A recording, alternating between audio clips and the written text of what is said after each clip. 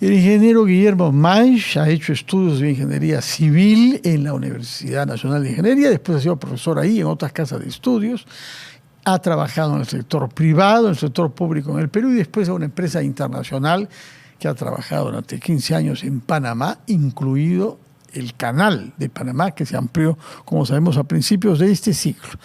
Durante 8 años ha sido miembro del directorio de Sedapal hasta principios de este mes de abril, en que fue destituido de la misma manera que sus otros 6 colegas del directorio. Lo hemos invitado, entre otras cosas, para saber qué ha pasado, por qué ha sido separado, cuál es la causa de este cambio radical que se ha obrado en el directorio de Sedapal, y también preguntarle cuál es el balance que hace los 8 años que ha pasado ahí, cuál es la situación del agua hoy en Lima, y también quizás tenemos tiempo a hablar de otros proyectos de agua y de canalizaciones en nuestro país. Ingeniero Maich, muy buenas noches, gracias por estar en RPP. Gracias a usted. Sí, no, lo que sucede es que solamente han sido 4 destituidos. 4 destituidos. De los 7. Los 3, no, son 5. 5. 3 de vivienda, 1 independiente y 1 del Ministerio de Economía y Finanzas, que soy yo. Ya. El tema es que, ¿cuántos de vivienda dijo? 3 de vivienda. 3 de vivienda. Un independiente y 1. ¿Y cuáles han sido separados? Han sido los 3 de vivienda. Ya, más usted. Pero yo he sido separado 2 semanas después. Ya, solamente queda el independiente. Y han sido nombrados otros 4 en su reemplazo. Quiero decirte más que esto es una práctica casi normal, digamos. Pero si estaba usted desde el año 18, no es tan normal, ¿no? En mi caso... ¿Ha sobrevivido usted a cuántos ministros de Economía? He sobrevivido a no sé cuántos ministros de Economía, pero sí he sobrevivido a 6 presidentes de directorio. Bueno. Eso es bastante. En 6 años, 6 presidentes significa un presidente por año, digamos, ¿no? Usted era uno de los pocos, o si no el único, ingeniero especializado, con vasta experiencia internacional en temas hidráulicos. Sí, exacto. Ya. ¿Qué balance hace de sus años en el directorio de Sedapal? Bueno, yo estoy vinculado a Sedapal desde toda mi vida prácticamente, ¿no? Desde mi tío Ernesto fue jefe de la planta en la década de los 50 y 60 y después gerente general de Sedapal. Fue el visionario más grande que tuvo el Perú en temas de recursos hídricos para Lima. De ahí la vocación mía, la vocación de mis primos, etcétera. Hay una tradición familiar. Una familia vinculada al agua, hidráulico, sí. Sí. El tema con Sedapal, Sedapal es una de las empresas más importantes, si no la más importante que tiene el Estado en estos momentos.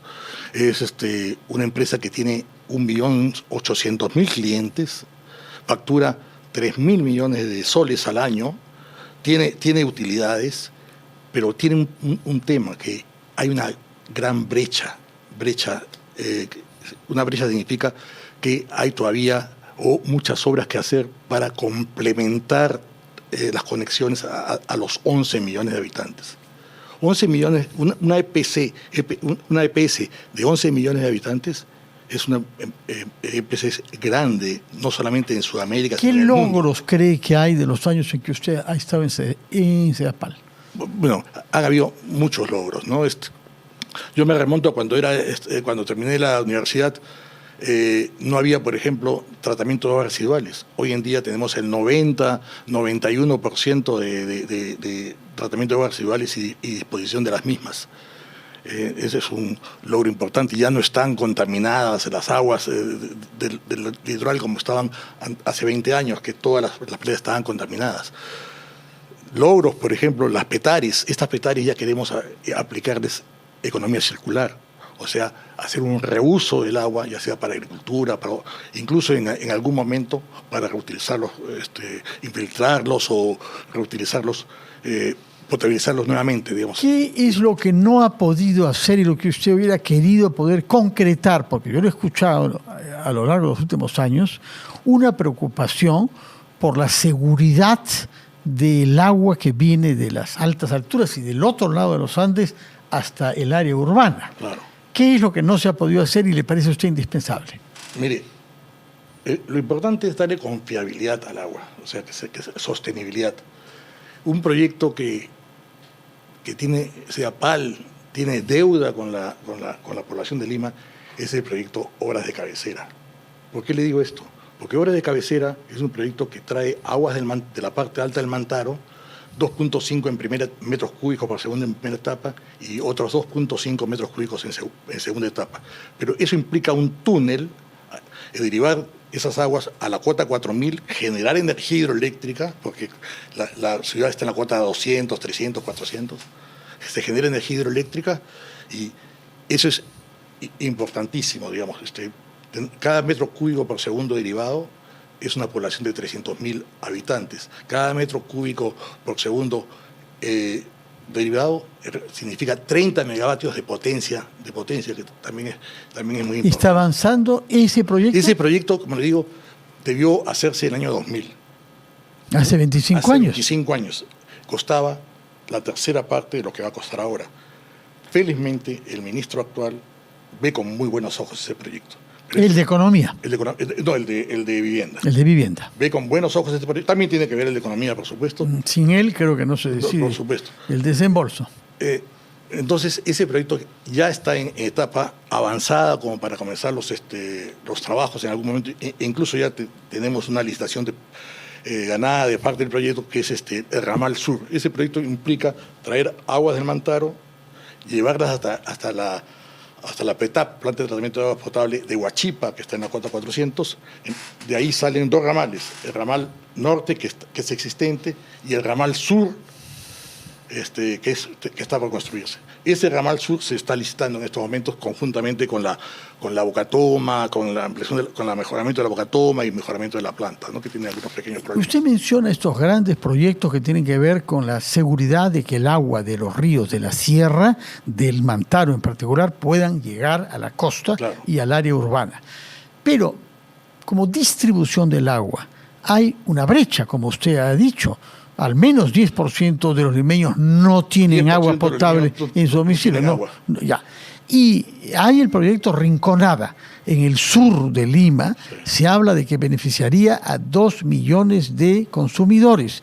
Desde hace tiempo yo oigo hablar sobre este proyecto que no veo que se concrete. Recuerdo en particular a la ex ministra Pérez de Cuéllar hablarnos de él. ¿En qué está? Ese proyecto está en plena construcción, está con un avance. ¿Cuánto tiempo va a tomar? Por lo menos hasta el año 2027. ¿No? Para 2 años más. 2 años más, por lo menos. ¿Por qué demora tanto? Han habido algunos problemas con el grupo constructor. No conozco mucho el detalle, pero sí han habido algunos problemas, ¿no? Pero yo quería decirte, Fernando, que los principales temas, los más importantes temas que afronta CEDAPAL en estos momentos son, primero, que la población sigue creciendo desmesuradamente. Ojalá fuera ordenadamente, desmesurada y caóticamente. Crece a razón de 150.000 habitantes por año. 50 en los últimos 20 años. Eso es 1% de la población. 1,5% de la población. ¿Es mucho crecer a 1,5%? Hoy en día sí, en una ciudad, claro, si lo comparamos con Santiago, son ciudades que crecen mucho menos, digamos, ¿no? Por decir algo, en los últimos 30 años casi se ha doblado la población de Lima, mientras que otras ciudades capitales pero con 1.5% del año no se va a duplicar sino en décadas, ¿no? Sí, es diferente lo que ha sucedido con Sendero y todo lo demás, que no hubo una gran migración a la ciudad. Bueno, desde la época, gran migración a la ciudad desde la época antigua, etcétera, ¿no? Con la reforma agraria, etcétera, ¿no? Ahí crecíamos a razón de 7% al año en esa época. Nosotros venimos de que hace 100 años Lima tenía 200.000 habitantes y ahora tenemos 11 millones de habitantes. Cuando nosotros nacimos tenía 2 millones, cuánto mucho, ¿no? Cuánto mucho. Sí, cuánto mucho. Ahora, sí, hay una brecha, la de Rinconada es el proyecto más ambicioso que tiene usted. Es un proyecto ambicioso, un proyecto de redes, de agua, etcétera, que involucra a 3 distritos, no solamente a 3, pero paralelamente se tienen que desarrollar fuentes de agua, porque si no tenemos que repartir el agua que tenemos. Entonces es importante fuentes de agua. CEDAPAL tiene un gran plan sobre fuentes de agua, ¿no? Obras de cabecera, recarga de los acuíferos, el túnel Gratton es un túnel que se va a ampliar. Nosotros de aquí, en estos momentos, CEDAPAL produce para la ciudad mejor dicho, consume 27 metros cúbicos por segundo. En el año 2040 debe consumir 40 metros cúbicos por segundo. Cerca del doble más. No el doble. 27 a 40, en fin. Sí, En fin. un 50, Menos del doble. Pero, menos del doble. Ya. Ahora, hay una mala cultura del uso del agua. En el sentido de la austeridad lo tenemos poco. Poco. Leí un estudio muy aproximativo de qué porcentaje de los limeños cierra el caño mientras se lava los dientes para que no corra el agua innecesaria. ¿Ustedes tienen un dato? Tenemos el dato de cuánto es el consumo promedio, consumo por habitante por día, 140 litros por habitante por día. Y ese dato es alto si comparamos con un país desarrollado de Europa. Sin duda. Es mucho más porque no hay una cultura del ahorro. En Francia, 100 litros por segundo. Sí, yo creo que el porcentaje de los que cierra el agua cuando se lava los dientes, es decir, un minuto, digamos, lavándose los dientes, el agua corre. Pero creo que la ducha es lo peor. Ya, pero la ducha es necesaria. Alguien puede ducharse más tiempo que lo necesario, pero en fin, pero dejar el caño correr es una barbaridad. Es una mala práctica, claro, por supuesto. Ahora, ahí tiene que haber propaganda, cultura, etcétera, ¿no? Usted ha trabajado en CEDAPAL y dice que está vinculado desde hace generaciones, ¿no? Por sus ancestros a CEDAPAL, pero tiene un ojo puesto en los grandes proyectos de irrigación en nuestro país, cuyo hecho estructural geográfico básico es, como dijo alguna vez un líder político extranjero, acá la paradoja es que la mayor parte de la gente vive donde hay agua, no hay agua, y hay agua donde hay poca gente. Es decir, la selva comparada con la costa tiene 60% o más de nuestra población actual. Y los grandes proyectos que se han hecho para paliar eso, Majes, Chavimochic, Chinecas y ahora último Olmos, todos entran en crisis. ¿Qué pasa con los proyectos hidráulicos en nuestro país? ¿Qué pasa con sus colegas ingenieros hidráulicos que no logran hacer pasar agua en los plazos que se prevé? El proyecto de Olmos, usted lo sabe mejor que yo, data de la época del expresidente Leguía. 100 años, sí. Y no lo logramos concretar. Sí. Y hay una crisis actual en Olmos con el anuncio de que no se renovará la concesión a los actuales. Bueno, ese es un gran error. Digamos, ¿no? Bueno, pero está Odebrecht de por medio, de manera que se hace complicado el tema. Sí, se hace complicado el tema. Yo he tenido la suerte de participar en la mayoría de estos grandes proyectos en Majes, en Chirapiura, en Chavimochic, en Chinecas. Todos esos son grandes proyectos porque en el norte hay ríos costeños con fuerte caudal, ¿no? Sí, no como nuestras Lima, que tenemos 3 ríos pequeñitos, muy modestos, digamos, ¿no? Sí, ¿y por qué? ¿Cuál es la razón de fondo por la que todos estos grandes proyectos de irrigación que deberían ser evidentes para todos, es decir, superficie agrícola que aumenta, trabajo, exportación, divisas? Bueno, mire, por ejemplo, en el Chirapiura ha estado en estrés hídrico últimamente. El Chirapiura fue concebido con un embalse de 1.000 millones de metros cúbicos, la represa de Poechos, y se ha colmatado al 60%. O sea, le quedarían 400 millones de metros cúbicos de volumen útil. Sin embargo, y la presa Limón también de Olmos, lo mismo. Igual. Se ha dejado colmatar. Claro. ¿Quién es el responsable que ve suceder esto y que no actúa a tiempo? Bueno, los órganos básicamente el MIDES, el Ministerio de Agricultura, tiene que ver con estos temas. Pero son concesionarios privados. Claro, sí. Los que son concesionarios privados pero dice. El tema es que estos grandes proyectos tienen una vida útil, que está en función a la sedimentación de las presas.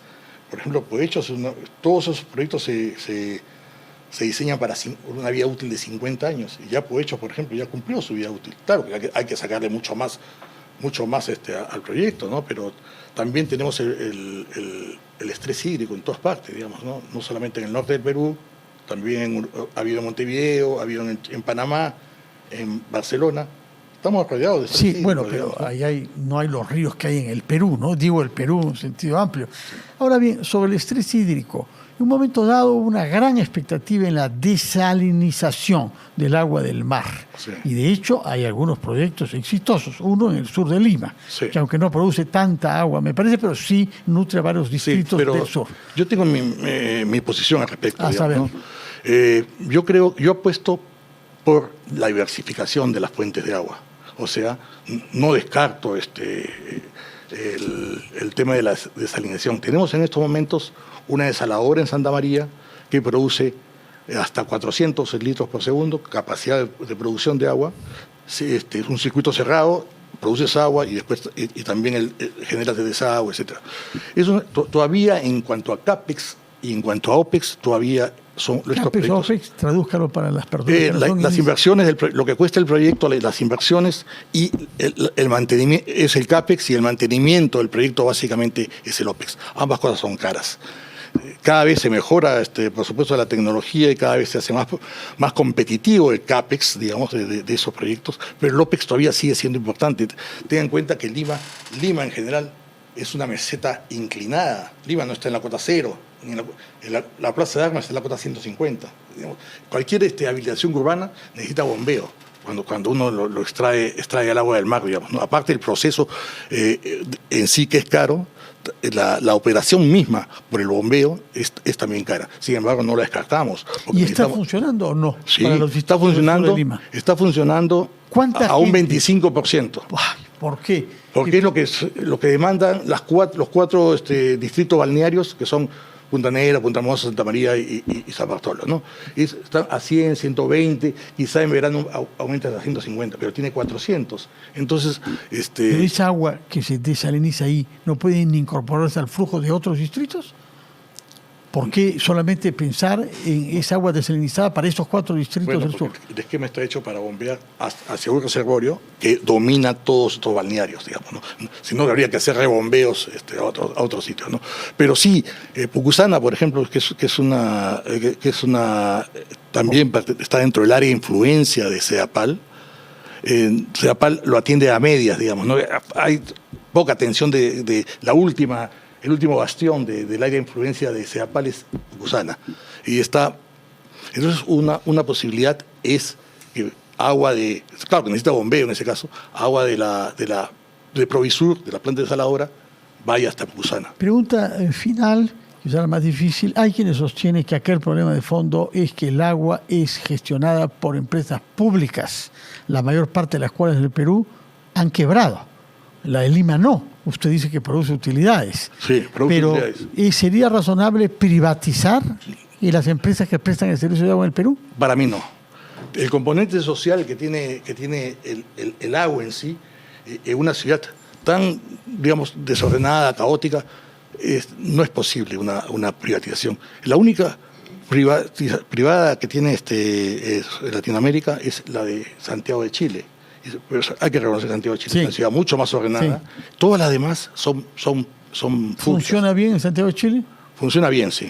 Funciona bien, hemos tenido bastante contacto con ellos en los últimos meses. Ahora vamos a hacer un benchmarking CEDAPAL, ya usted no. CEDAPAL, pero estoy invitado para hacer sus colegas. Muchas gracias, ingeniero Guillermo Maisch, por explicarnos su experiencia en CEDAPAL y también en otros problemas que tienen que ver con el agua en el Perú. Muchas gracias. Muchas gracias, Patricio. Y muy buenas noches. Vamos a hacer una pausa.